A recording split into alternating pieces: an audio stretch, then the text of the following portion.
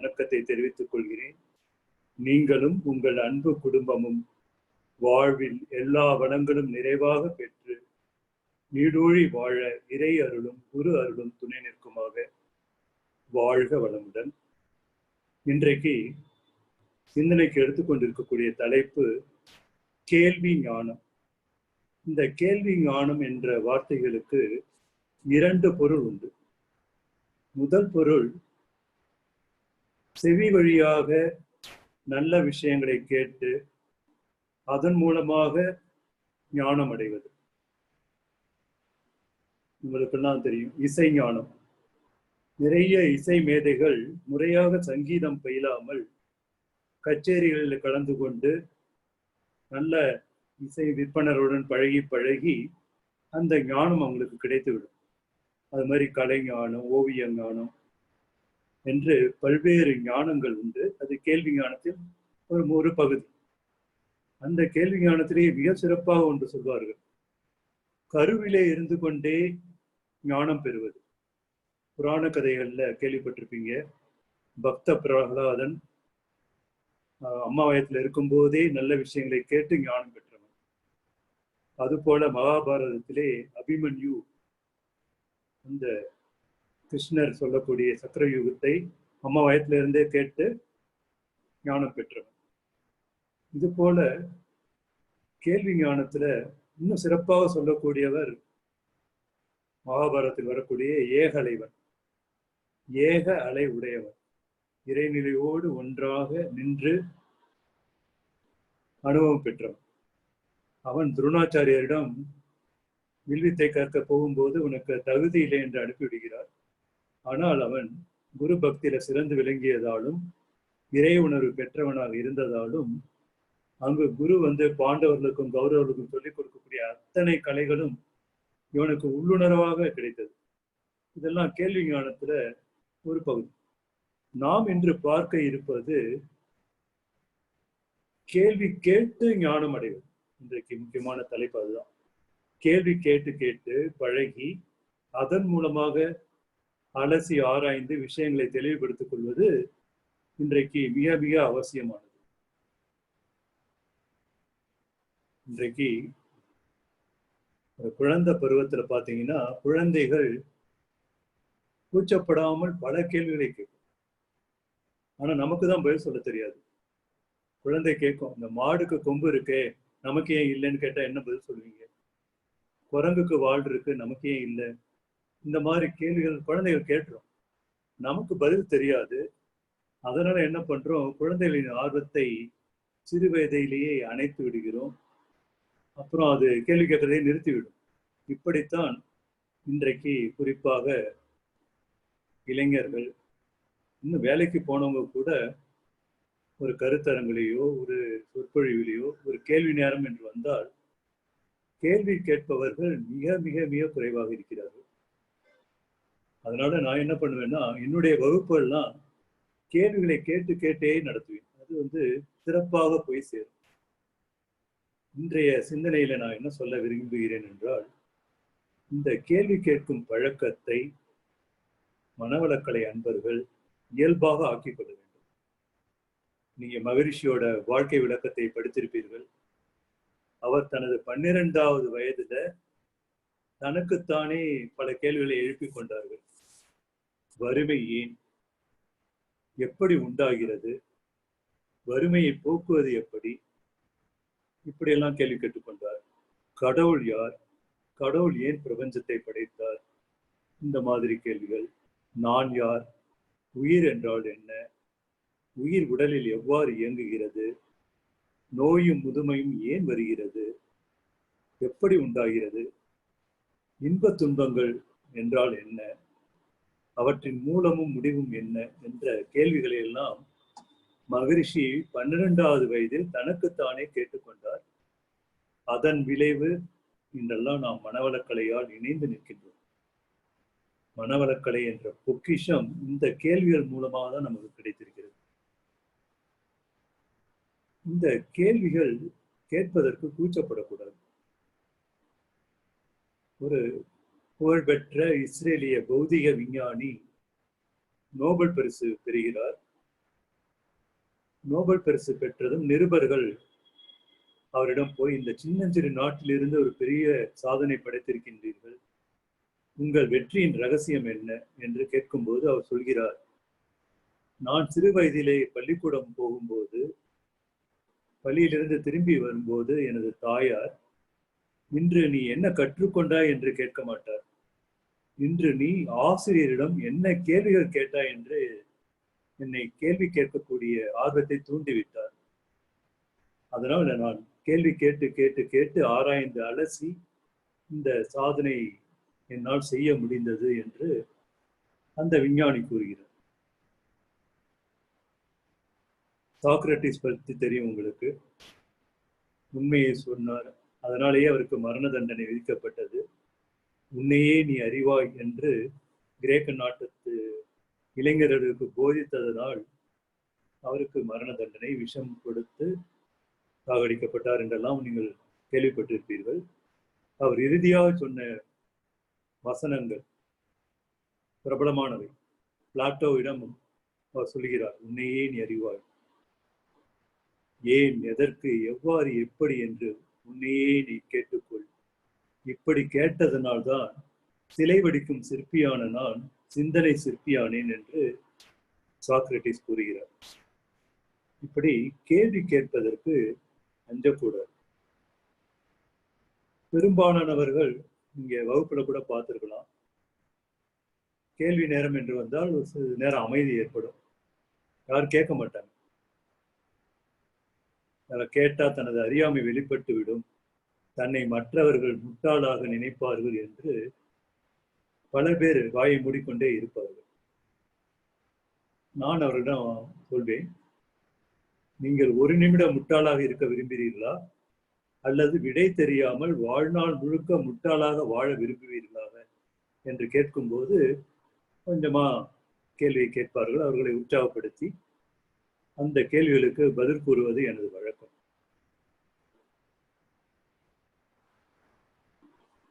இன்னொரு விஷயம், எனது வகுப்புகளில் இந்த சூரியன் எஃப்எம் ரேடியோ கேட்டிருப்பீங்க. அதுல ஒரு ஃபேமஸ் ஸ்லோகன், கேளுங்க கேளுங்க கேட்டுக்கிட்டே இருங்க அப்படின்னு ஒரு ஸ்லோகன் அடிக்கடி வரும். அதை என் வகுப்புல நான் எப்படி பயன்படுத்துவேன் என்றால், கேளுங்க. முதல் கேளுங்கக்கு என்ன அர்த்தம்னா, முதல்ல நான் சொல்வதை காது கொடுத்து கவனமாக சிரத்தையாக கேளுங்க. இதான் முதல் கேளுங்கக்கு அர்த்தம். ரெண்டாவது கேளுங்கக்கு என்ன அர்த்தம்னா, நான் சொன்னதுல ஏதாச்சும் புரியலையா, சந்தேகம் இருக்கா, அதை நீங்க இப்ப கேட்கலாம். கேட்டுக்கிட்டே இருங்க என்றால் உங்களுக்கு என்ன தேவையோ, இந்த வகுப்பில் நீங்கள் கலந்து கொண்டதற்கு என்ன காரணம், அதில் உங்களுக்கு நிறைவு ஏற்பட்டிருக்கிறதா, அதை நீங்கள் கேட்டால்தான் என்னால் பூர்த்தி செய்ய முடியும். அதனால கேட்டுக்கிட்டே இருங்க என்று, கேளுங்க கேளுங்க கேட்டுக்கிட்டே இருங்க என்பதற்கு நான் ஒரு அர்த்தம் சொல்லி அவங்களை கேள்வி கேட்க தூண்டினேன். அதற்கு பிறகு நிறைய கேள்விகள் வரும். ஏன் இதற்கு சொல்கிறேன் என்றால், இன்றைக்கு கேள்வி கேட்பது மிகவும் குறைந்து விட்டது. குறிப்பாக இந்திய நாட்டுல சர்வே எடுத்தாங்க. அதுல எப்படா வகுப்பு முடியும் என்றுதான் பல பேர் நினைக்கிறார்கள். கேள்வி கேட்கறதுக்கு யாரும் விருப்பப்படுவதில்லை. யாராச்சும் அப்படி கேள்வி கேட்டாலும், ஏன் இந்த நேரத்தை வீணடிக்கிறேன் என்று மற்றவர்கள் விமர்சனம் செய்வதாக பல பேர் சொல்றாங்க.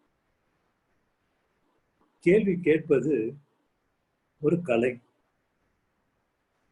ஒரு சொற்பொழிவு நடக்கிறது, இறுதியில் கேள்வி நேரம் உண்டு என்றால் அந்த கேள்வி நேரத்துல நமக்கு எழும் ஐயங்களை எழுதி வைத்துக் கொள்வது நல்லது. 4-5 ஐயங்கள் ஏற்பட்டு விட்டால் அதில் எதற்கு முன்னுரிமை கொடுக்க வேண்டும் என்பதை வரிசைப்படுத்திக் கொள்ள வேண்டும். ஏன்னா நிறைய பேர் நிறைய கேள்விகளை கேட்பாங்க, நமக்கு கொஞ்சம் தான் நேரம் இருக்கும். அதனால எந்த கேள்விக்கு முக்கியத்துவம் கொடுக்க வேண்டும் என்று நாமே முன்னுரிமை படுத்திக் கொள்ள வேண்டும். அந்த கேள்வியை நாம் தெளிவாக கேட்க வேண்டும். அவங்க சொல்லிக் கொடுப்பதற்கு புரியாமல் இருக்கக்கூடாது, மிக தெளிவாக கேட்க வேண்டும். சில நேரம் வாதங்கள் உண்டாகலாம். வாதம்னா டிபேட் மாரி கூட ஆயிடலாம். ஏன்னா சில பேர் பயாஸ்டு ஒப்பீனியனோட சில கேள்விகளை கேட்பாங்க. ஏற்கனவே தெரிந்து வைத்திருக்கக்கூடிய விஷயங்களுக்கு நாம் சொல்லக்கூடிய விஷயங்கள் முரண்பாடாக இருந்தால் அவர்களால் ஏற்றுக்கொள்ள முடியாது. அதனால அது ஒரு டிபேட் மாரி கூட ஆகலாம். ஆனா அந்த டிபேட் ஆரோக்கியமாக இருக்க வேண்டும். விதண்டாவாதமாக போய் முடியக்கூடாது. இதெல்லாம் கேள்வி கேட்பதுல ஒரு நுணுக்கங்கள். இப்பொழுது ஒரு உபநிடதத்துல ஒரு சின்ன கதை. ஒரு ரிஷிகுமாரன் கடுமையான தவம் இருந்து இறைவன் காட்சிக்காக காத்து நிற்கிறான். கடைசியில இறைவன் காட்சி கொடுக்கிறார். சிறுவனை பார்த்து, உன் தவத்தை மெச்சினோம், உனக்கு என்ன வர வேண்டும் என்று கேள் என்று கேட்கும்போது அந்த சிறுவன் கேட்கிறான், இறைவா, நான் உன்னிடம் ஒரே ஒரு கேள்வி கேட்க வேண்டும். அந்த கேள்விக்கு நீ தரும் பதிலால் உலக ஞானங்கள் அத்தனையும் எனக்கு கிட்ட வேண்டும். அப்படிப்பட்ட கேள்வியும் பதிலையும் எனக்கு தா என்று அந்த சிறுவன் இறைவனிடம் கேட்டதாக அந்த கதையில் சொல்லப்பட்டிருக்கிறது. ஆனா அந்த கேள்வி என்ன, விடை என்ன என்று அதுல ஒண்ணும் சொல்லப்படவில்லை. நமக்கெல்லாம் தெரியும், எந்த ஒன்று அறிந்திடில் இறைவன் முதல் எல்லாவற்றையும் உணர்த்துமோ அதுவே காந்தமா. மகரிஷி அவர்கள் நமக்கு மிக மிக எளிமையாக காந்த ஞானத்தை சொல்லிக் கொடுத்து, காந்த ஞானம் மூலமாக கடவுளை அறியக்கூடிய முறைகள்லாம் நமக்கு சொல்லிக் கொடுத்திருக்காங்க. இப்ப ஒரு சின்ன சம்பவம், மகரிஷிட்ட நான் கேட்ட முதல் கேள்வி எப்படிப்பட்ட கேள்வி என்பது என் மலரும் நினைவுகளை ஞாபகப்படுத்துகிறேன். கிட்டத்தட்ட 40 ஆண்டுகளுக்கு முன்பாக மகரிஷி அவர்களை திருச்சிக்கு அழைத்து வந்து மன்றம் துவக்கினேன். ஒரு 3 நாட்கள் மகரிஷி தங்கியிருந்தார்கள். திருச்சிராப்பள்ளி சுற்றுலா மாளிகையில அவருக்கு மத்திய பேருந்து நிலையம் பக்கத்துல இருக்கக்கூடிய இந்த சுற்றுலா விருந்தகத்துல அவருக்கு தங்குவதற்கு ஏற்பாடு செய்யப்பட்டிருந்தது. மகரிஷியுடன் கூட அமெரிக்காவிலிருந்து இந்திரா குப்தா என்ற அம்மையார், அவர்தான் ஆழியாறுல அருளரங்கம் கட்டுவதற்கு நிதி கொடுத்தவர். இன்னொரு அமெரிக்க அன்பர் டோனி சதானந்த் என்பவர், அவர் கடந்த ஆண்டு இறைநிலையோட இணைந்து விட்டார், அவரும் வந்திருந்தார்கள். அப்புறம் எனக்கு தீட்சை கொடுத்த அண்ணாமலை பல்கலைக்கழக பேராசிரியர் அருள்நிதி நாகராஜன் அவர்கள், மறைந்த அமரர் பேராசிரியர் உலகநாதன் அவர்கள் எல்லாம் அங்க தங்கியிருந்தாங்க. 20ஆம் தேதி பிப்ரவரி மாதம் 20ஆம் தேதி 1980ஆம் ஆண்டு மாலை ஒரு ஹோட்டலில் மகரிஷி அவர்களின் சொற்பொழிவு ஏற்பாடு செய்யப்பட்டிருந்தது. மாலை 6:30 மணிக்கு.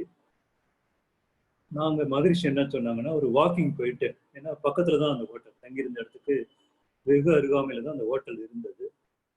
நம்ம எல்லாரும் ஒரு வாக்கிங், ஒரு 1/2 hour வாக்கிங் போயிட்டு நேரடியாக அந்த ஹோட்டலுக்கு போகலாம் என்று சொன்னதுனால எல்லாரும் சேர்ந்து ஒரு வாக்கிங் போனோம். மத்திய பேருந்து நிலையம், நிறைய பஸ் எல்லாம் வந்து போற இடம். ஒரு காவலர் வந்து போக்குவரத்தை ஒழுங்குபடுத்திக் கொண்டிருந்தார்கள். பக்கத்துல ஒரு சினிமா தியேட்டர், அது ஆங்கில படங்கள் தான் 2 மணி நேரத்துக்கு ஒரு படம் ஓடி கொண்டு இருக்கும். பெரும்பாலும் ஏ படம், ஏ சர்டிபிகேட் படங்கள், ஆபாச போஸ்டர்லாம் அந்த தியேட்டர் வாசல்ல வச்சிருந்தாங்க. நாங்க அப்படியே வாக்கிங் போயிட்டு வரும்போது ஒரு 12 வயது சிறுவன் சைக்கிளை ஓட்டிக்கொண்டே அந்த போஸ்டர்களை பார்த்து கொண்டே கவனம் சிதறி போக்குவரத்தை ஒழுங்குபடுத்திக் கொண்டிருந்த காவலர் மேல மோதிட்டான். இது இந்த நிகழ்ச்சியை நாங்கள்லாம் பார்த்தோம். அந்த காவலர் அந்த பையனை போட்டு அடிச்சு சைக்கிளை எடுத்து வைத்துக் கொண்டு சில சம்பவங்கள் அங்க நடந்தன. நாங்கள் நேரடியாக ஹோட்டலுக்கு வந்து அன்று இரவு மகரிஷி அவர்களின் உரை முடிந்த பிறகு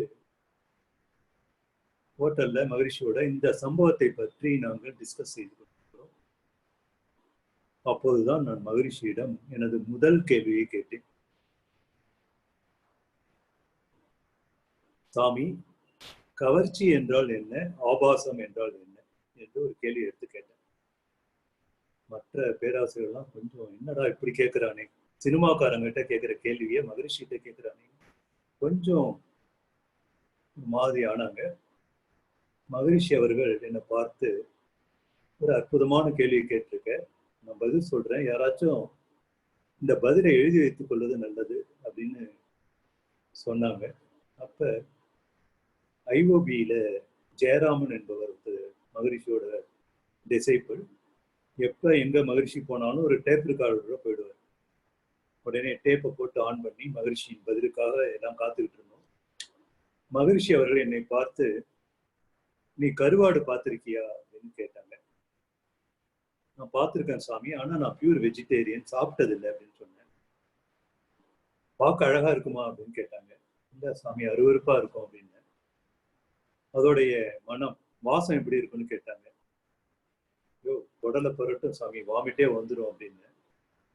நீ இப்படி சொல்ற, பார்க்க நல்லா இல்லை, வாமிட் வரும்னா சொல்ற, கருவாடு சாப்பிட்றவங்கிட்ட போய் கருவாடு டேஸ்ட் எப்படி இருக்குன்னு கேட்டுப்பாரு, நாக்குல எச்சி சொட்டும் அப்படின்னு சொன்னாங்க. அப்படின்னு சொல்லிட்டு 5 புலன்கள்ல எந்த புலன் ஒரு பொருளை கவர்கிறதோ அதுதான் கவர்ச்சி என்றார்கள்.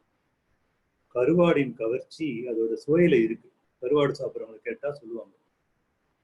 ஒரு அழகான நறுமணமான வீசக்கூடிய ஒரு மலர் பார்க்க அழகா இருக்கு, நறுமணம் அழகா இருக்கு, சாப்பிட்டா கசக்கும். அப்ப அதோட கவர்ச்சி எதுல இருக்குன்னா அதோட நிறம், கலர், வாசனை.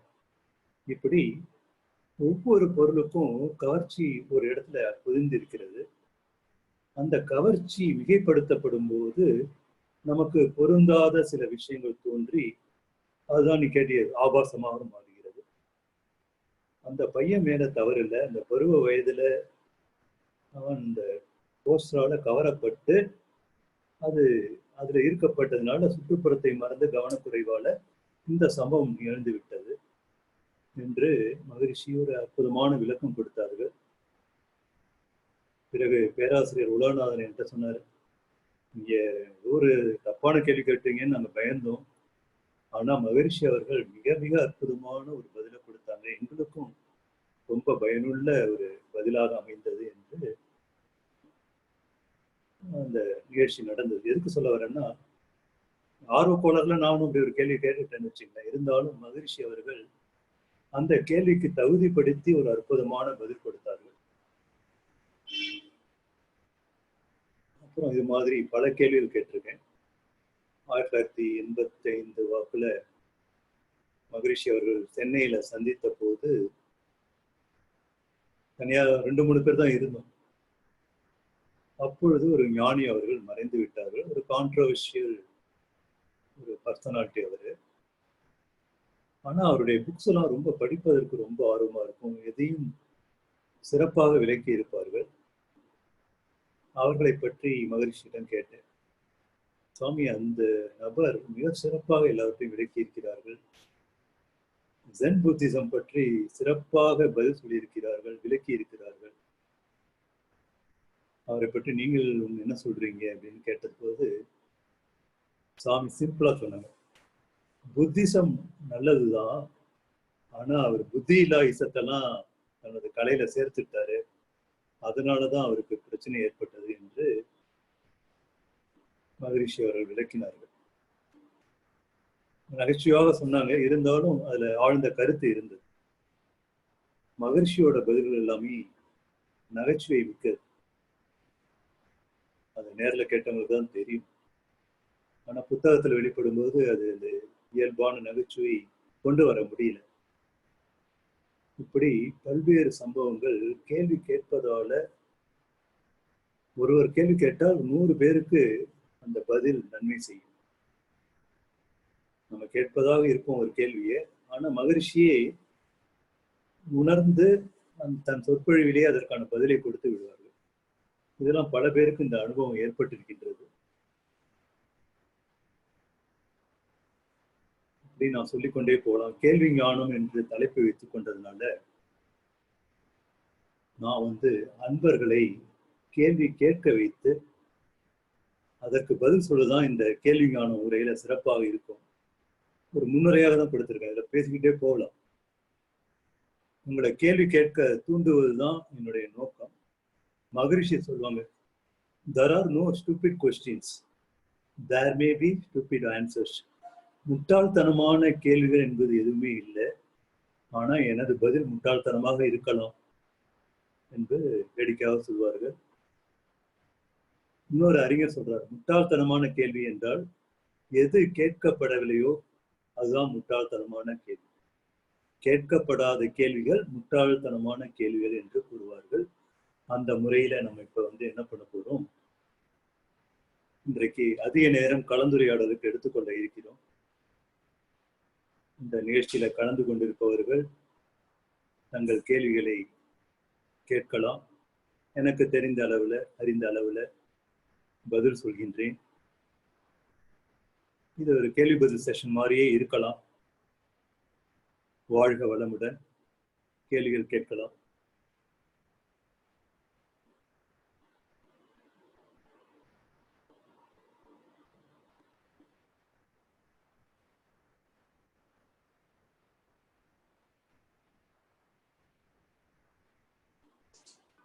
வேற செய்திகள் தேவைன்னு சொல்றேன்.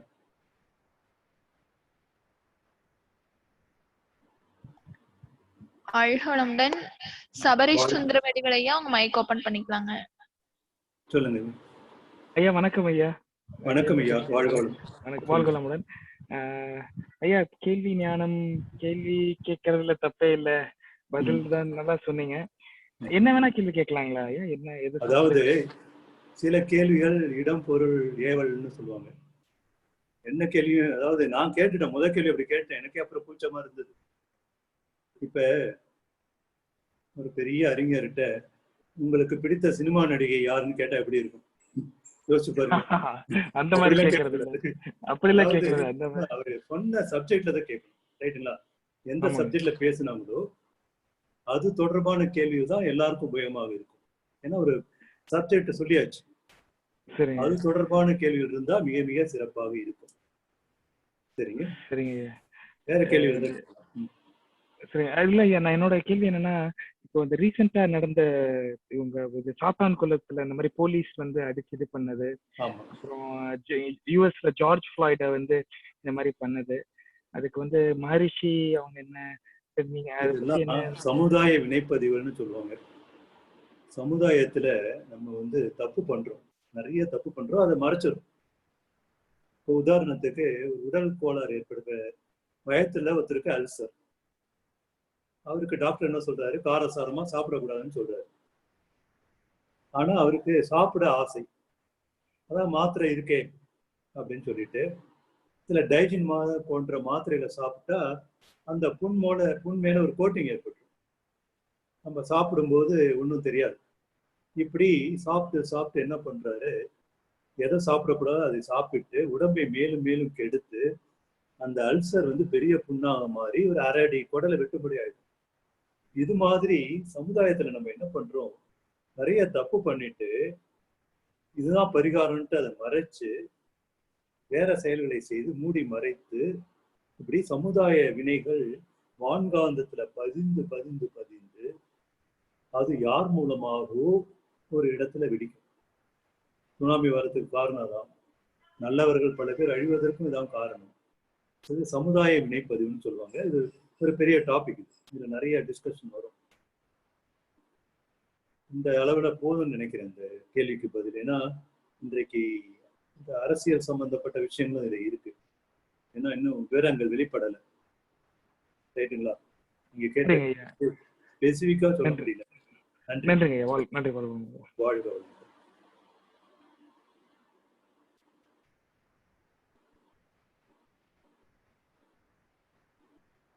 வேற கேள்விகள் இருந்தா கேட்கலாம். ஏன்னா கேள்வி ஞானம்னு தலைப்பை வைத்துக்கொண்டு கேள்விகளுக்கு அதிக இம்பார்ட்டன்ஸ் கொடுக்க வேண்டியிருக்கு. அதனாலதான் சுருக்கமாக முன்னுரை கொடுத்து விட்டேன்.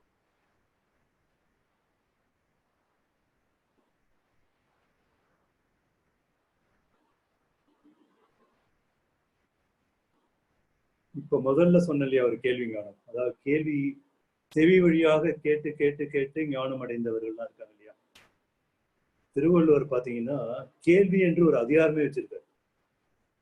செல்வத்துள் செல்வம் செவி செல்வம், அச்செல்வம் செல்வத்துக்கெல்லாம் தலை அப்படின்னு சொல்றாரு.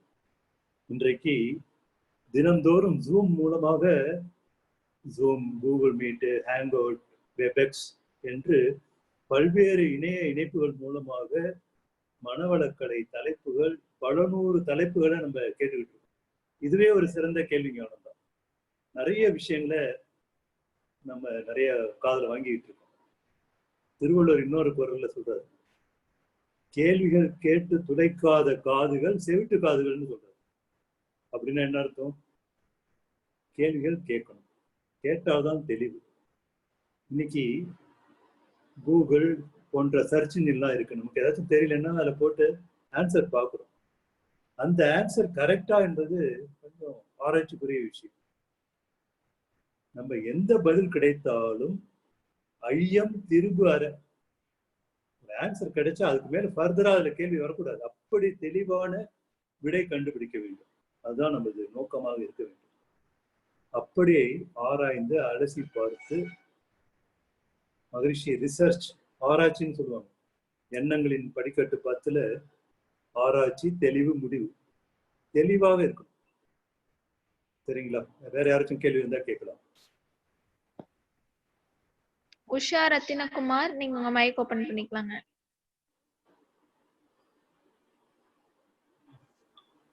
வாழ்க வளமுடன் ஐயா. வாழ்க வளமுடன் உஷாமா, சொல்லுங்கம்மா. ஐயா, ஊழ்வினை அப்படின்னா என்னங்கய்யா? ஊழ்வினை அதான கேள்வி. ஊழ்வினை ஊழ்வினை வினை என்றால் நாம் செய்த செயல்களுக்கான விளைவு. செயல் விளைவு தத்துவத்துல நீங்க நிறைய படிச்சிருப்பீங்க. வினை என்று ஒரு வார்த்தை இருக்கு, விதி என்று ஒரு வார்த்தை. வினை என்றால் நாம் செய்யும் செயல்களுக்கு, சொல்லுக்கு, எண்ணத்திற்கு விளைவு, அது வினை. விதி என்றால் இயற்கை சட்டங்கள். இந்த ஊழ்வினை என்பது இங்க சஞ்சித கர்மம்லாம் கேள்விப்பட்டிருப்பீங்க, முன்னோர் வினை பதிவுகள். அது என்னன்னு யாருக்குமே தெரியாது. 7 தலைமுறைன்னு கணக்கு போட்டா கூட இப்ப நீங்க உங்க அப்பா அம்மா, அப்பாவோட அப்பா அம்மா, அம்மாவோட அப்பா அம்மா அப்படின்னு போனீங்கன்னா 7 தலைமுறையில கிட்டத்தட்ட 256 பேர் கிட்டத்தட்ட வருவாங்க. அதுக்கு முன்னாடி போனீங்கன்னா இன்னும் எவ்வளவு பேர் இருக்கும். இப்ப புராண கதையில இருந்து நான் ஒண்ணு சொல்றேன், ஒரு உதாரணம். ராமர் காட்டுக்கு போயிட்டாரு, லட்சுமணன் கூட இருக்காரு. சீதை வந்து பொன்மானை கண்டு ஆசைப்படுறாரு. கதையில படிச்சிருக்கோம். லட்சுமணன் வந்து நான் போய் பிடிச்சிட்டு வரேன்னு சொல்றாரு. ஆனா சீதை வந்து விடாப்பிடியா தன் கணவன் தான் பிடிச்சு கொடுக்கணும்னு விடாப்பிடியா பிடிக்கிறார். இல்லைங்களா? கதையில அப்படிதான் வருது. லட்சுமணன் வந்து இது ஒரு சூழ்ச்சின்னு சொல்லியும் அவங்க கேட்கல. ராமர் வேற வழி இல்லாம போறாரு. அங்க பொன்மான் கொல்லப்பட்ட பிறகு அது மாரிசந்திர அரக்கன் ஹே ராமா, ஹே லட்சுமணா, ஹே சீதான்னு குரல் ராமர் குரல்ல கொடுக்கும்போது மறுபடியும் சீதை பயந்து லட்சுமணன் அனுப்புறாங்க. இப்படிதான் கதை போகுது. அந்த இடத்துல லட்சுமணன் ஒண்ணு சொல்றாரு, தன் விதியை நொந்து கொள்கிறார். ராமாயணம் படிச்சா தெரியும், கைகை ராமரை காட்டுக்கு அனுப்பும் போது அது விதியின் பயனு ராமர் சொல்லும் போது லட்சுமணன் என்ன சொல்றாரு, நான் விதிக்கு விதி செய்வேன்னு சொல்றாரு. ஆனா இந்த இடத்துல விதியின் கொடுமை தான் ஊழ்வினை. அது சீதைக்கும் தெரியும், ராமருக்கும் தெரியும், ஆனா விதியை வெல்ல முடியலன்னு சொல்றாங்க. இது வந்து ஊழ்வினையால வரக்கூடிய விளைவு. நம்ம எச்சரிக்கையாக மகரிஷி என்ன சொல்றாங்கன்னா, இயற்கை சட்டங்களே விதி, அதை அறிந்த அளவே மதி. உங்க மதியை உயர்த்து கொண்டால் இயற்கை சட்டங்களை நன்கு புரிந்து கொள்ளலாம். அதற்கு ஏற்றவாறு நீங்கள் உங்கள் செயல்களை, எண்ணங்களை, வார்த்தைகளை ஒழுங்குபடுத்திக் கொள்ள முடியும். அதற்கு தான் நம்ம கூர்ந்த மதி வேணும். கூர்ந்த மதியில சிந்தனை ஆற்றல் சிறப்பாக இருக்கும். சைக்காலஜி படிச்சுக்கிறவங்களுக்குலாம் கிரிட்டிக்கல் திங்கிங்னே ஒரு சப்ஜெக்ட் கொடுக்குறாங்க. கிரிட்டிக்கல் திங்கிங்னா கூர் சிந்தனை, தெளிவாக கூர்ந்து சிந்திக்கக்கூடிய ஒரு சப்ஜெக்டை கொடுக்குறாங்க. அப்படிப்பட்ட சிந்தனை நமக்கு ஏற்பட்டால் இந்த ஊழ்வினையை நம்ம எப்படி ஹேண்டில் பண்ணலாங்கிற மதி நமக்கே ஏற்படும். ஏன்னா ஒவ்வொருத்தருடைய சஞ்சித கர்மமும் ஒவ்வொரு மாதிரியாக இருக்கும். அதற்கு மகரிஷி என்ன விட சொல்றாங்கன்னா, நீங்க சஞ்சித கர்மம் என்ன இருக்குன்னு பார்க்கவே பார்க்காதீங்க, அது ஒரு பெரிய மூட்டை. அதை பத்தி நினைக்கிற நேரத்துல நீங்க பிரதிபலன் எதிர்பாராமல் ஒரு நல்ல காரியம் செய்தாலே இந்த விதியின் வலிமையை கொஞ்சம் குறைக்கலாம் அப்படின்னு சொல்லிட்டு மகரிஷி ஒரு உதாரணம் சொன்னாங்க. இந்த கருமையம் சஞ்சித கர்ம வினைப்பதிவுகளால் கண்ணங்கரையர்னு காபி டிகாஷன் மாரி கருப்பா இருக்கு. அதை நம்ம தூய்மைப்படுத்தணும்னா நல்ல எண்ணம், நல்ல செயல், நல்ல வார்த்தைகள் என்று தூய பாலா ஊத்துனா, காபி டிகாஷன்ல பாலா ஊத்திட்டு இருந்தா என்ன ஆகும்? அந்த கருமை நிறம் மாறி மாறி மாறி ஒரு காலத்துல வெள்ளையா மாறும். அது வரைக்கும் நம்ம பிரதிபலன் எதிர்பாராமல் செயல்களை செய்து கொண்டே இருக்கணும். அப்படி ஒயிட்டா மாறினா கூட இந்த காபி வாசம் அப்பப்ப வெளிப்படும். வினைப்பதிவுகள் வரும், ஆனா நமக்கு துன்பம் தராது. அப்படி ஒரு நிலைமை நமக்கு வரும்னு மகரிஷி ஒரு கேள்வி பதில் செஷன்ல எங்களுக்கு சொல்லியிருக்காங்க. வாழ்க. அதாவது விதி ஊழ்வினை ரெண்டும் ஒண்ணு மாதிரி கிட்டத்தட்ட பார்த்தா அப்படி இருக்குது. இந்த மாதிரி இருக்கு. விதி நான் சொன்ன இல்லையா, இயற்கை சட்டங்களே விதி. பூமி தன்னைத்தானே ஒரு நாளைக்கு ஒரு முறை சுற்றி கொள்வது விதி. சூரியனை சுற்றி ஒரு வருடத்திற்கு வருவது விதி. நம்ம என்ன பண்ணிட்டோம், ஊழ்வினை அப்படிலாம் சொல்லி தலை விதின்னு ஒண்ணு எடுத்து வச்சுக்கிட்டோம். தலை விதினா என்னன்னா தலையாய விதி, ஃபர்ஸ்ட் லா. இப்ப ஒரு அம்மாவுக்கு மூத்த மகன் என்ன சொல்லுவோம், தலைமகன் சொல்லுவோம் இல்லைங்களா? அதனால இந்த செயல் விளைவு தத்துவம் தான் இயற்கை விதிகள்ல முதல் சட்டம். செயலுக்கேற்ற விளைவு உண்டு என்பது எல்லாரும் அறிந்து கொள்ளணும். இதுதான் தலை விதி. நம்ம அதை அப்படியே தலையை இழுத்து அப்புறமா என் தலையில எழுதிட்டா அப்படிதான் கஷ்டப்படணும் அப்படின்னு புலம்பிக்கிட்டே இருக்கும். கொஞ்சம் ஆராய்ந்து பார்த்தால் நம்ம மாற்றிக்கொள்ள முடியும். எந்த சூழ்நிலையிலும் நம்ம மகிழ்ச்சியாக வாழ முடியும். அதற்கு மகரிஷி அவர்கள் எல்லா சாதனை மாற்றங்களையும் நமக்கு சொல்லி கொடுத்துருக்காங்க. கொஞ்சம் ஆழ்ந்து தான் பண்ணி அகத்தாய்வு பண்ணாலே போதும். சரிங்களா? வாழ்க வளமுடன். இறை நிலைக்கு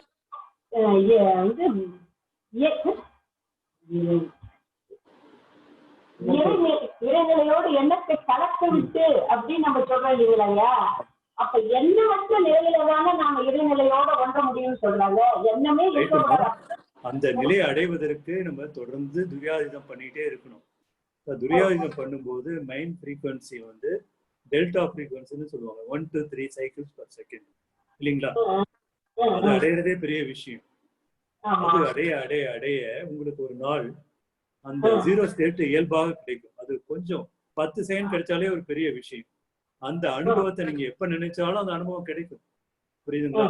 ஒன்றை நாம் அனுபவித்து விட்டால் நினைக்கும் போது அந்த அனுபவம் டக்குன்னு மனதுக்கு வரும் இல்லைங்களா? அதற்கு நம்ம முயற்சி பண்ணணும். தினந்தோறும் துரியாதீதம் பண்ண பண்ண பண்ண உங்களுக்கு அந்த 0 ஃப்ரீக்வன்சிக்கான வாய்ப்பு கிடைக்கும். அதனால தொடர்ந்த முயற்சி பண்ணிட்டே வாழ்க.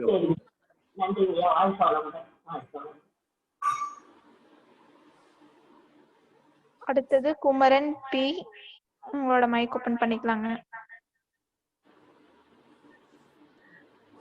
ஐயா வாழ்க வளமுடன். ஐயா ஐயா நான் ஒரு 3 கேள்விகள் கேட்க போறேங்க ஐயா. ஒன்று, யாரையும் காயப்படுத்தக்கூடாதுன்னு நாம் கவனமா இருக்கிறோம், ஆனா அதிகமா காயப்படுறோங்க ஐயா. ஒண்ணு. ரெண்டாவது, சுற்றமும் நட்பும் ஏராளமாக இருக்கணும்னு நான் நினைக்கிறேன், ஆனா தனிமைப்படுத்தப்படுகிறேன். மூன்றாவது, இளகிய மனசோடு மற்றவனுக்கு ஹெல்ப் பண்ணணும் நான் ஆர்வமா இருக்கிறேன், ஆனால் ஏமாற்றப்படுகிறேன். ஏன்? இப்போ நம்ம எல்லாரையும் நம்பிடும், ரைட்டுங்களா? ஒரு காரணம், எல்லாரையும் நம்பி அவர்கள் இனிமையானவர்கள்னு பழக துவங்குறோம். ஆனால் அவர்கள் சுயநலத்தோடு பழகும் போது நம்ம ஏமாற்றப்படுகிறோம். இது ஒரு காரணம்.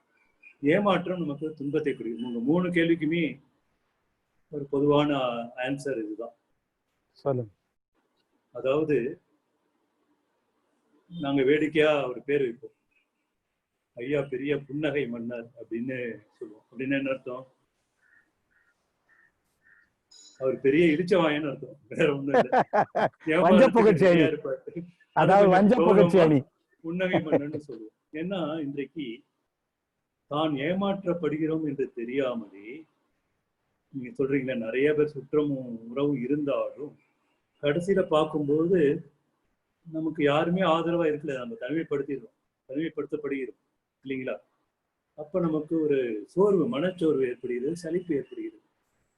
இருந்தாலும் மகரிஷி யாரிடம் எதையும் எதிர்பாராதே அப்படின்னு ஒரு சொல்றாங்க. அந்த உணர்வோடு அதற்கான தகுதியை நம்ம உயர்த்தி கொள்ளணும். அது இந்த கெப்பாசிட்டி நம்ம முன்னிலை நம்ம கொடுப்பதற்கு தகுதியானவர்களாக ஆகிக்கொள்ள வேண்டும். யாரிடம் எதையும் எதிர்பாராதே, கொடுப்பவர்களுக்கே பெறுகின்ற தகுதி உண்டு. இதுதான் பொதுவான விதிகள். மக்கள் பெறுவதற்கு தான் ஆசைப்படுறாங்க, அப்படிதான் இருக்காங்க. மனித இயல்பு இன்றைக்கு அப்படி பல சூழ்நிலைகள்ல இன்றைக்கு இலவச பொருட்களை கொடுத்து கொடுத்து கொடுத்து மக்களுடைய மனோபாவம் மோசமாக மாறிவிட்டது. அதை மாற்றி மற்றவர்களுக்கு கொடுக்கறதுக்கு அவங்கள தயார் செய்யணும். ஒரு மிக மிக பெரிய சவால் இது. நீங்க கேட்ட கேள்வி சிறப்பான கேள்வி. இன்றைக்கு மனித சமுதாயம், குறிப்பாக தமிழ்நாட்டுல மக்கள் சிந்திக்க மறந்து விட்டார்கள். அதான் காரணம். சிந்திக்க தூண்டணும் முதல்ல. அதை செய்தாலே போதும். வாழ்க வளமுடன். நன்றிங்க ஐயா. வாழ்க வளமுடன். வாழ்க வளமுடன்.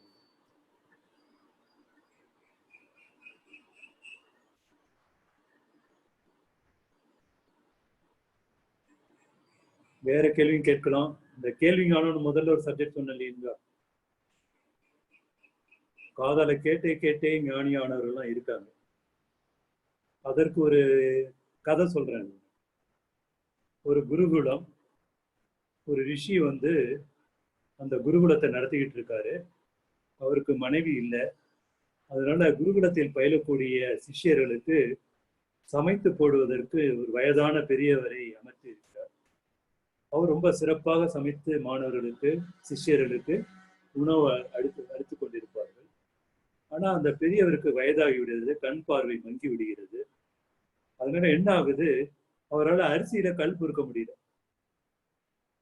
அதனால ரொம்ப என்ன பண்றாரு, தன்னுடைய பேர குழந்தை, ஒரு 10 வயசு பையனை துணையாக வைத்துக் கொள்கிறார். இந்த பையன் அந்த பெரியவருக்கு சமையல் வேலையில துணையாக இருக்கிறான். இப்படி 2-3 வருடங்கள் ஓடிவிடுகின்றன. அந்த ரிஷிக்கும் இந்த குருகுலத்திற்கு அடுத்த தலைவரை தேர்ந்தெடுக்க வேண்டும், தனக்கு இயலாமை விட்டது என்று முடிவெடுத்து அந்த சிஷ்யர்களை பார்த்து ஒரு கேள்வி கேட்கிறார். இறைநிலையை அடைவது எப்படி அப்படின்னு ஒரு கேள்வி கேட்கிறார். ஒரு சிஷ்யன் சொல்றான், நம்ம பாரத பூமியில புண்ணிய ஸ்தலங்கள் எக்கச்சக்கமா இருக்கு, எல்லா இடங்களுக்கு போயிட்டு வந்தாலே இறைநிலையை அடைந்து விடலாம்னு சொல்றான். இன்னொரு சிஷ்யன், புனித நீராடணும், கங்கை, காவிரி, கோதாவரி, கிருஷ்ணா என்று புனித நதிகள்ல நீராடினாலே இறைநிலை அடைந்து விடலாம் இப்படின்னு ஆளுக்கு ஒரு பதில சொல்றாங்க. அந்த முனிவருக்கு, ரிஷிக்கு திருப்தி ஏற்படல. என்ன செய்வது என்று போய் படுத்துறாரு. அப்ப இந்த சமையல்காரருக்கு துணையாக இருந்த அந்த 13 வயது சிறுவன் இந்த ரிஷி கிட்ட போய், எனக்கு ஒரு விடை தெரியும் ஐயா, நான் சொல்லலாமா அப்படின்னு கேட்கிறான். சொல்லுப்பா அப்படிங்கிறாரு. இந்த 6 குணங்கள், காம, குரோத, லோப, மோக, மத, மாச்சரியம் என்று 6 வேண்டாத குணங்களை சீரமைத்து தியானம் பண்ணி இறைநிலை உணர்வோடு இருந்தால் இறைநிலை அடையலாம் என்று அவன் சொல்றான். அப்ப ரிஷிக்கு ரொம்ப சந்தோஷம். நீ ஒரு நாள் கூட என் வகுப்புக்கு வரலையே, ஆனா உனக்கு எப்படி இந்த ஞானம் கிடைத்தது என்று கேட்கும்போது அவன் சொல்றான், நான் அரிசியில கல் பொறுக்கும் போது இந்த அரிசியில இருக்கிற கல் அந்த அரிசி அழுக்காக காட்டும். நான் கல்லை பொறுக்கி பொறுக்கி போடும்போது அந்த அரிசி தூய்மையாக மாறும்போது அப்படி என்னோடது மன அழுக்குகளையும் நான் போக்கிக் கொள்ளணும் என்று உறுதி எடுத்துக்கொண்டேன். நீங்க அந்த சிஷ்யர்களுக்கு பாடம் சொல்லி கொடுக்கும்போது என் காதில் அதையெல்லாம் கேட்டு கேட்டு எனக்கு ஒரு அளவு இந்த அறிவு கிடைத்தது என்று அவர் அந்த பையன் சொல்லும்போது, நீதான் இந்த குருகுலத்திற்கு சரியான தலைவன் என்று அவனை தேர்ந்தெடுத்ததாக ஒரு கதை இருக்கிறது. எதற்கு சொல்ல வந்தேன்னா, அந்த கேள்வி ஞானமும் முக்கியம். கேள்வி கேட்டு கேட்டு ஞானத்தை பெறுவதுதான் இன்னைக்கு நான் பேசின முக்கியமான சப்ஜெக்ட்.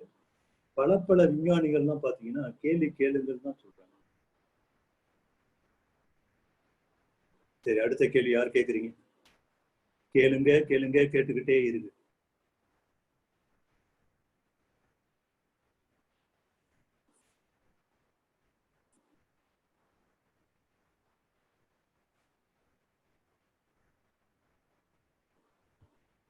கேட்கலாம் ஐயா. இன்னும் நேரம் நிறைய இருக்கிறது. நம்ம அப்படியே கலந்துரையாடல கொஞ்ச நேரம் செலவு பண்ணா நன்றாக இருக்கும். இது சொற்பொழிவு இல்லை, ஒரு கலந்துரையாடலா மாறிடுச்சு. ஏதாச்சும் தவறு என் மேல் இருந்தால் மன்னித்துக் கொள்ளுங்கள். ஒரு இன்ட்ரெஸ்டிங்கா ஆக்கணுங்கிறதுக்காக எனது பாணி இப்படி கேள்வி கேட்டு கேட்டுதான் வகுப்பு நடத்தி அப்படியே பழகிட்டேன். அதனாலதான் உங்களை கேள்வி கேட்க சொல்றேன். வாழ்க வளமுடன். ஐயா 2 பேர் கேள்வி கேட்கறதுக்கு இருக்காங்க ஐயா. சொல்லுங்கம்மா. முருகேசன் ஐயா உங்க மைக் ஓபன் பண்ணிக்கலாங்க. வாழ்க வளமுடன் ஐயா. வாழ்க வளமுடன் முருகேசன். ஐயா, உங்களுக்கு உங்களுடைய அனுபவத்துல குருவனுடைய கோட்பாடுகள்ல எப்போ ஈடுபாடு வந்தது? எந்த வயதுல உங்களுக்கு அந்த ஈடுபாடு வந்தது? அது மிக முதல்ல ஒரு தாக்கத்தை ஏற்படுத்தி அந்த கோட்பாடு என்னது? அது கொஞ்சம் விளக்குனா எங்களுக்கு கொஞ்சம் அது உபயோகமா இருக்கும். சிவபுராணமா மாறிடுமே, உபயோகமா இருக்குமா தெரியல, இருந்தாலும் சொல்றேன். சொல்லுங்க ஐயா. எனக்கு 1972ஆம் ஆண்டு நான் புக்ஸ் நிறைய படிப்பேன். பழைய புத்தக கடைக்கு போனா 50 காசு 4 அணாவுக்குலாம் புக்கு கிடைக்கும். நல்ல புக்கா தேர்ந்தெடுத்து அதை படிப்பேன். அப்படி அந்த பழைய புத்தக கடையில அல்ட்ரூயிசம்னு ஒரு புக்கு எனக்கு கிடைச்சது. ரொம்ப கிழிந்து போன புத்தகம். அதை படிக்க படிக்க எனக்கு ஆர்வம் அதிகமாக இருந்தது. அது யார் எழுதுனா, அவரை போய் பார்க்கணும்னு பார்க்கும்போது மோப்பு அட்டை எங்க இருந்து பிரிண்ட் ஆயிருக்குங்கிற விவரங்கள் இல்லை. அதை எழுதியவர் ஜிவி வேதாத்ரின்னு பேர் போட்டிருந்தது. இவரை நான் எப்படி சந்தித்தாகணுங்கிற ஒரு உணர்வு எனக்கு ஏற்பட்டது. அந்த புக்ல பொதுவாக இந்த உலக சமாதானத்தில் சொல்லப்பட்டிருக்கிற கருத்துக்கள் தான் அதிகமாக இருக்கும். தியானம், கடவுள் பத்தி அதுல அவ்வளவு ரொம்ப குறைச்சல தான் இருந்தது. ஆனாலும் ஒரு சாப்டர்ல நீ குருவை தேடி அவர் மூலமாக கற்றுக்கொண்டால் நல்ல ஞானத்தை அடையலாம்ங்கிற ஒரு வாக்கியம் இருந்தது. அதனால அந்த புக்கு நான் BE செகண்ட் இயர் படிக்கும்போது 72ஆம் ஆண்டு அது எனக்கு கிடைச்சது.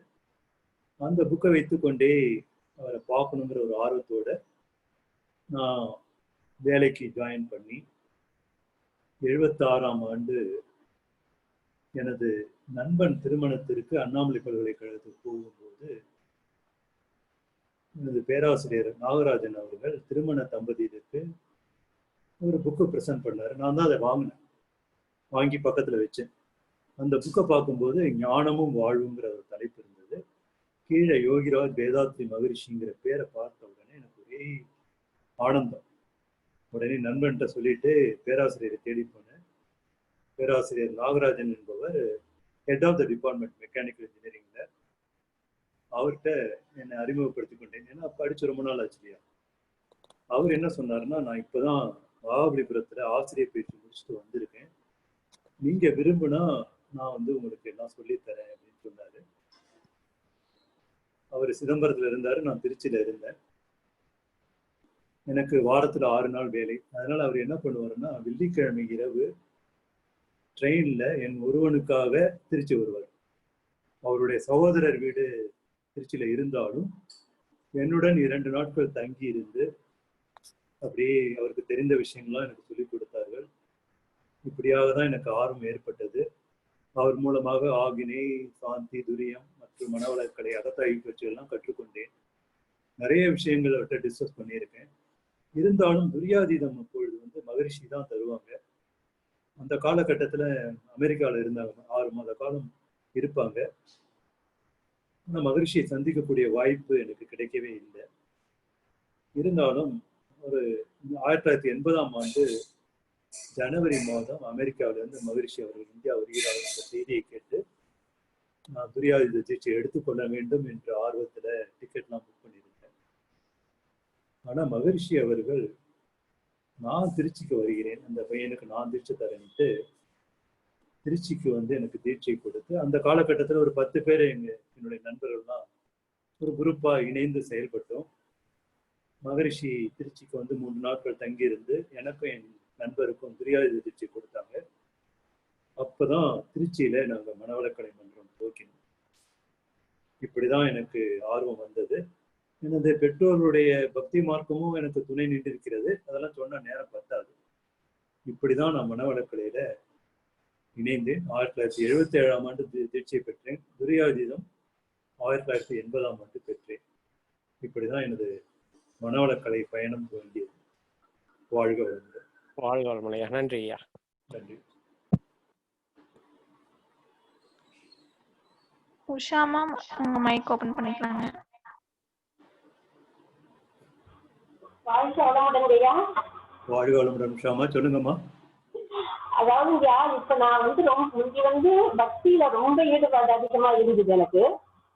இந்த மனவளக்கலைக்கு வந்ததுக்கு அப்புறம் நமக்கு எது உருவ வழிபாடா இல்ல அருவ வழிபாடு எது உண்மை அப்படிங்கறது தெரிஞ்சதுக்கு அப்புறம் பக்தியில அதிக அளவு நாட்டம் செல்லல.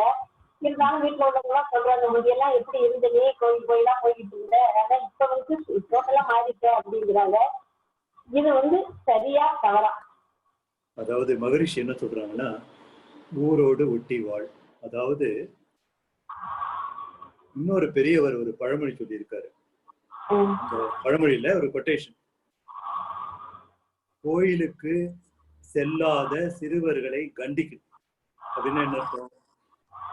கோயிலுக்கு போகாத சிறுவர்களை கண்டிச்சு வளர்க்கணும், கோயிலுக்கு செல்லும் பெரியவர்களை தண்டிக்கணும் அப்படின்னு ஒரு வார்த்தை இருக்கு.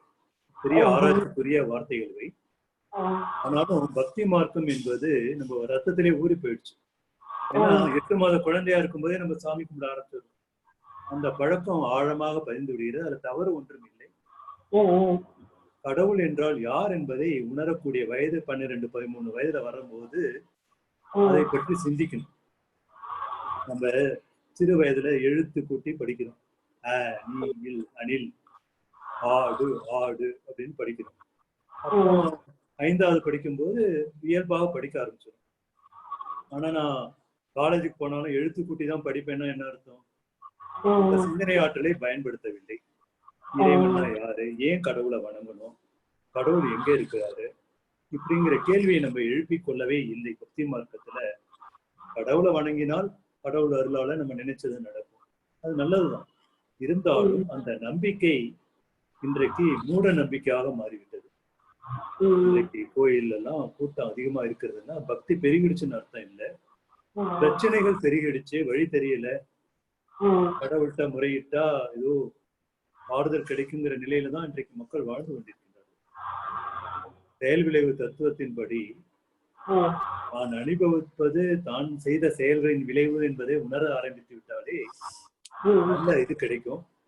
அவங்களை பத்தி நம்ம குறை சொல்ல வேண்டாம். மற்றவங்க பற்றிய கமெண்ட் எல்லாம் நீங்க பயப்பட வேண்டாம். மகரிஷி சொல்லியிருக்காங்க, கோயில்கள் எல்லாம் ஆற்றல் களங்கள். அந்த ஆற்றல்கள் அதிகமா இருக்கிறது. அந்த ஆற்றலோடு உங்கள் ஆற்றலை இணைத்துக் கொள்ளும் பொழுது உங்களுக்கும் ஆற்றல் பெருகும். 1500 ஆண்டுகள் பழமையான ஆலயத்துல போய் நீங்க தவம் பண்ணும்போது இந்த 1500 ஆண்டுகள் அந்த கோயிலுக்கு வந்திருக்கக்கூடிய ஞானிகள், நாயன்மார்கள், மற்ற மகான்களுடைய ஆற்றல்லாம் அங்க பொதிந்திருக்கும். அந்த ஆற்றலோடு நீங்க இணைவீர்கள். அப்ப உங்களுக்கும் நல்லது.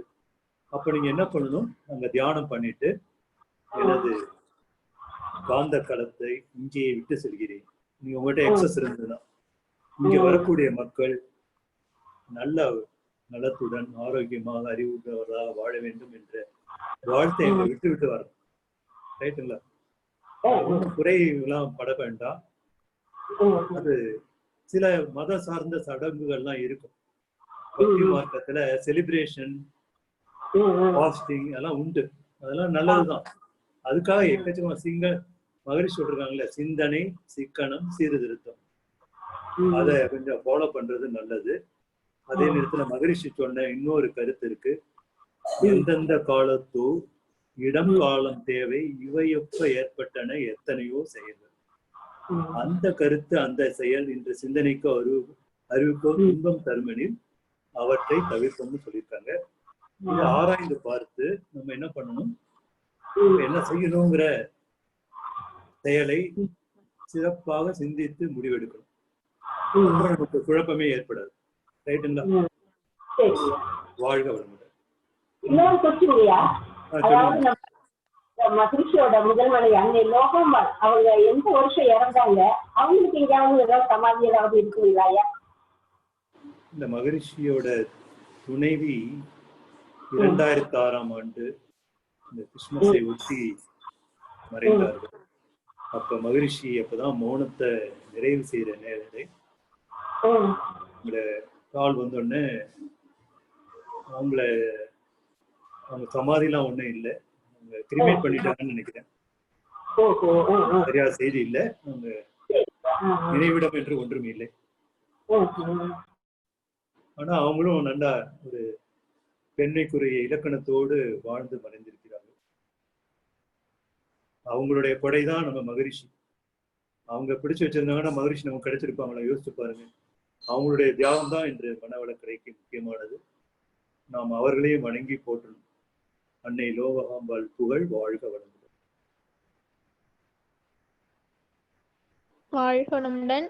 அடுத்தது லாவா R1S, உங்க மைக் ஓபன் பண்ணிக்கலாங்க. ஐயா வாழ்க வளமுடன். ஐயா வாழ்க வளமுடன். அபுதாபில இருந்து பேசுறேங்க ஐயா. என்னுடைய பேர் அண்ணாதுரை. அண்ணாதுரை, சொல்லுங்க ஐயா. வாழ்க வளமுடன். வாழ்க வளமுடன் ஐயா. என்னுடைய கேள்வி, முழுமை பேர் அடைஞ்சிட்டேன் அப்படிங்கறத வந்து எப்படிங்க ஐயா ஏத்துக்கிறது? என்னங்க மறுபடியும் சொல்லுங்க ஐயா. முழுமை பேரு நான் அடைஞ்சிட்டேன் அப்படின்ற முழுமை பேர் அடைஞ்சிட்டேங்கிறது எப்படி நான் உணர்றது? நீங்க எப்படி உணர்றது? இது நீங்க நான் அடைஞ்சிட்டேன்னு சொன்னா உங்களை வினோதமா மற்றவர்கள் பார்ப்பார்கள் இல்லைங்களா? தற்பெருமை சொல்றான் அப்படின்லாம் சொல்லுவாங்க. மகரிஷிகிட்ட இந்த கேள்வியை பல பேர் கேட்டிருக்காங்க. ஐயா, நீங்க ஒருத்தங்க தான் முழுமை பேர் அடைந்தவர்களாக நாங்கள் பார்க்கிறோம். உங்களுடைய ஆயிரக்கணக்கான சிஷ்யர்கள் இறைநிலை உணர்வு அடைந்து விட்டார்களா என்பதை நாங்கள் எப்படி தெரிந்து கொள்வது அப்படின்னு கேட்டதற்கு மகரிஷி ஒரு சிம்பிளா கேட்டாங்க. அவங்க அடைந்து விட்டார்களா இல்லையா என்பதை எந்த ஸ்கேல்ல நீங்க அளப்பீங்க? அந்த ஸ்கேல் சரியான ஸ்கேலா? பல பேர் வெளிப்படுத்திக் கொள்ளாமல் ஞானிகளாக வாழ்ந்து கொண்டிருக்கின்றார்கள். ஏன்னா அப்படிப்பட்ட நிலையில அவங்களுக்கு அந்த பொருள் அதிகாரம், புலனின்ப அதிகாரப்பற்று ஒன்றுமே இருக்காது இல்லைங்களா? அவங்க வெளிப்படுத்திக் கொள்ள மாட்டார்கள். அதனால தன்னடக்கத்தோட அமைதியாக இருப்பதுதான் எனக்கு தெரிந்த ஒரே பதில். மன நிறைவோடு வாழ முடியும். எதற்கும் சலனப்பட மாட்டோம். நினைத்தது நிச்சயம் நடக்கும். நடக்கிறது தான் நினைப்போம். இதுதான் அந்த உணர்வு பெறுவதற்கான பலன்கள். சொல்லுங்க. சரிங்க சரி. இல்ல, நானும் வந்து இப்ப 5 வருஷமா என் மன்றத்துல இருக்கேன். 5 வருஷமா எக்ஸசைஸ் எல்லாம் பண்ணிட்டு இருக்கேன். எல்லாம் என்னுடைய வாழ்க்கையில வந்து நான் நினைச்சதை நீங்க சொன்ன மாதிரி நினைக்கிறதா நான் வந்து நடந்துகிட்டு இருக்கு. நினைக்கிறது எல்லாமே நடந்துட்டு இருக்கு. அடுத்து வந்து எல்லாத்துலயும் வெற்றி பெற்றுட்டேன் அப்படின்ற மாதிரி எனக்கு ஒரு ஃபீல். எப்படின்னா, நான் வந்து ஒரு சாதாரண பாமரன். இந்த வேதாந்தத்துக்கு வர்றதுக்கு மகரிஷி ஒன்று சொல்றாங்க ஐயா. ஞானத்தின் உச்சம் போகும்போது ஒரு மாக்கோடத்துல ஒரு கவி சொல்றாங்க, துன்பம் நீக்கும் தூய நெறிதான் அன்பாம் அறமாம் அறிவின் உயர்வாம். நீங்க ஞானம் அடைந்து விட்டீர்கள், இறைநிலையோடு உணர்ந்து விட்டீர்கள் என்றால் மற்றவர்களின் துன்பத்தை போக்க வேண்டியது உங்கள் கடமை. அதான் அன்பு, அறம். ரைட்டுங்களா? அதை நாம் தொடர்ந்து பண்ணுவோம். சரிங்க சரி. வாழ்க வளமுடன். வாழ்க வளமுடன். குமரன் ஐயா, மைக் ஓபன் பண்ணிக்கலாங்க. ஐயா வாழ்க வளமுடன். ஐயா வாழ்க வளமுடன். சொல்லுங்க. மறுபடியும் ஒரு கேள்வி. ஆணவம், அகம்பாவம், அலட்சியம், அந்த அலட்சிய மனோபாவம் கொண்ட மக்கள் எல்லாரும் பெரிய பெரிய மனிதர்களாகவும் செல்வந்தர்களாக இருக்கிறாங்க ஐயா. ஏன் ஐயா? அப்படிதான் இருக்காங்க. சொல்லுங்க. காரணம் என்னங்க? அவங்களுக்கு அறிவுரை கூறுவதற்கு ஆட்கள் இல்லை. அவங்க வந்து எல்லாம் எனக்கு தெரியும், நான் செய்யறதுதான் சரி, எல்லாம் எனக்கு சொந்தம். ஏன்னா அந்த அகம்பாவம் ஆணவம்னா அதான் காரணம். எல்லாம் எனக்கு வேணும், எல்லா அதிகாரமும் எனக்கு வேணும். அதுக்கு சைக்காலஜிக்கலா என்ன சொல்லுவோம்னா, ஒரு மனிதனுக்கு உலகத்துல இருக்கக்கூடிய 750 கோடி மக்களுக்கும் இயல்பான ஆசை என்ன தெரியுங்களா? நான் சொல்றத மத்தவங்க கேட்கணும், நான் எது செஞ்சாலும் மத்தவங்க என்னை பாராட்டணும் அப்படிங்கிற ஆசை. அது பெரும்பாலானவர்களுக்கு நடக்கிறது. என்ன காரணம்னா, நம்ம மத்தவங்களை பாராட்டுறது இல்லை, மத்தவங்க பேச்ச நம்ம கேட்கறது, ஒருத்தர் ஏமாத்திக்கிட்டு எமோஷனலா வாழ்ந்துகிட்டு.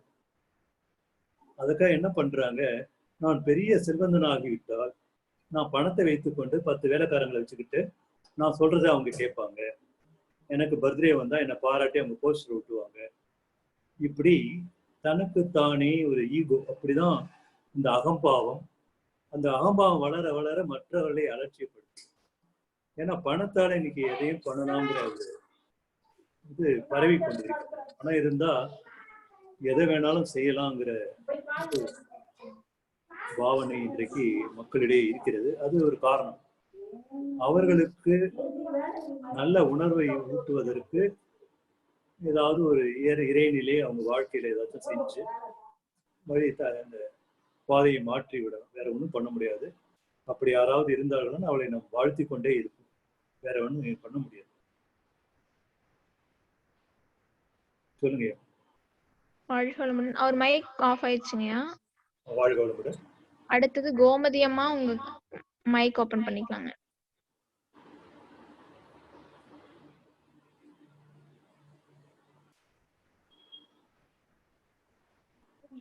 கோமதி அம்மா, உங்க மைக் ஓபன் பண்ணிக்கலாங்க.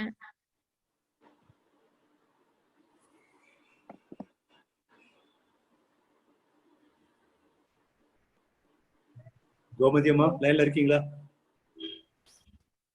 வாழ்க வளமுடன்ங்கய்யா. வாழ்க வளமுடன். சொல்லுங்க. இந்த கடமைக்கும் உரிமைக்கும் உள்ள தொடர்பு பத்தி சொல்லுங்கய்யா. ரொம்ப அற்புதமான கேள்வி.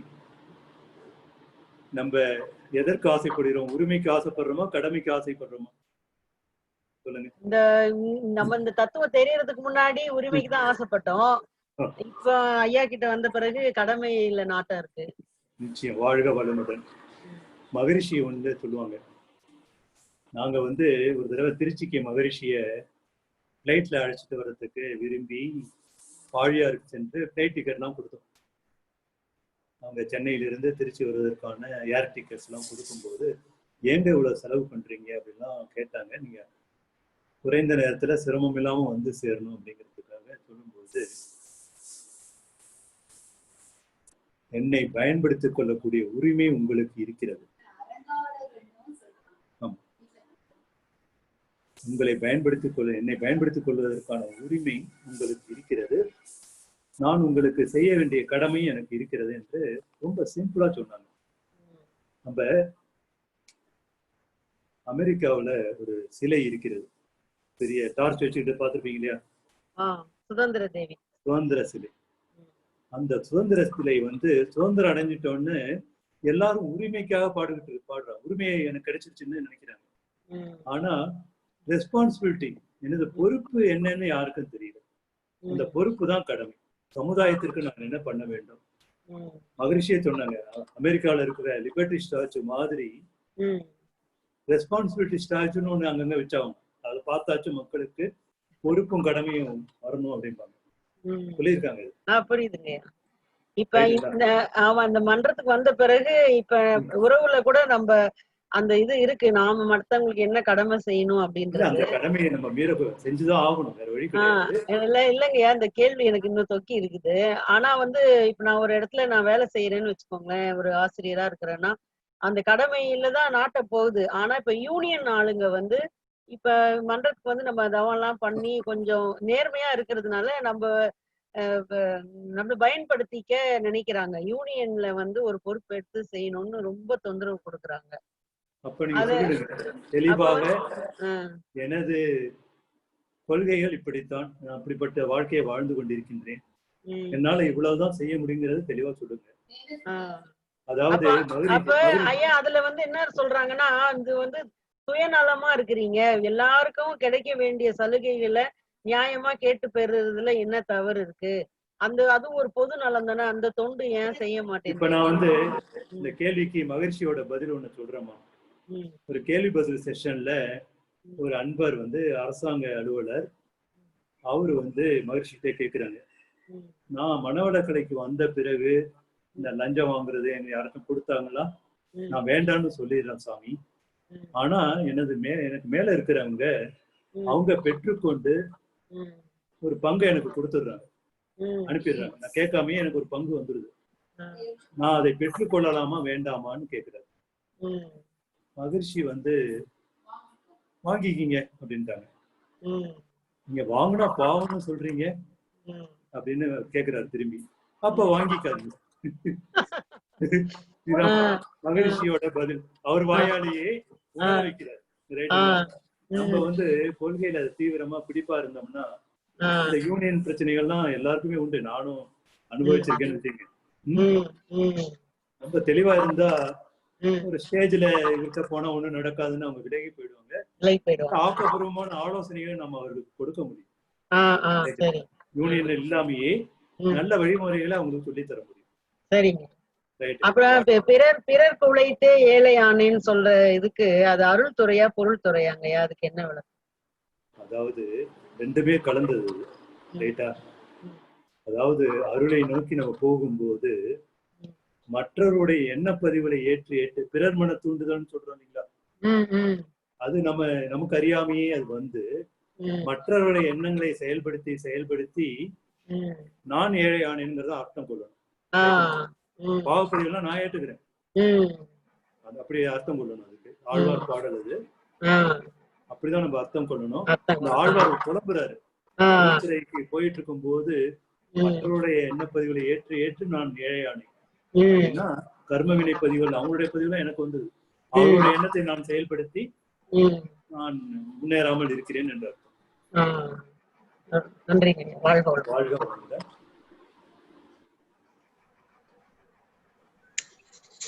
வாழ்க வளமுடன். வாழ்க வளமுடன். நிறைய செய்யலாமா? ஐயா ஒரே ஒரு டவுட்டுங்கய்யா. சொல்லுங்கம்மா. ஐயா தியானத்துக்கும் மௌனத்துக்கும் உள்ள வேறுபாடு இல்லையா? இல்ல டிஸ்டர்பன்ஸ் இருக்கு. என்ன சொல்லுங்க, கேள்வி மறுபடியும் கேளுங்க. தியானத்துக்கும் மௌனத்துக்கும் உள்ள வேறுபாடு. தியானத்திற்கும் மௌனத்திற்கும். தியானம் என்பது உங்களுக்கு வந்து உருவ மத்தியில மனது வந்து உயிரை உணர்கிறது. ரைட்டுங்களா? உயிரின் இயக்கத்தை ஆக்னையில உணர்றோம். துரியத்துல உயிரை உயிராக கவனிக்கிறோம். ரைட்டுங்களா? துரியாதியத்துல மனம் விரிந்து விரிந்து விரிந்து நின்று இறைநிலையோடு எண்ணத்தை கலக்க விட்டு அந்த இடத்துல மௌனமாக மாறிவிடுகிறோம். ரைட்டுங்களா? துரியாதீதம் சிறப்பா செய்யறோம்னா நம்ம மௌனத்துல இருக்கோம்னு அர்த்தம். ரைட்டுங்களா?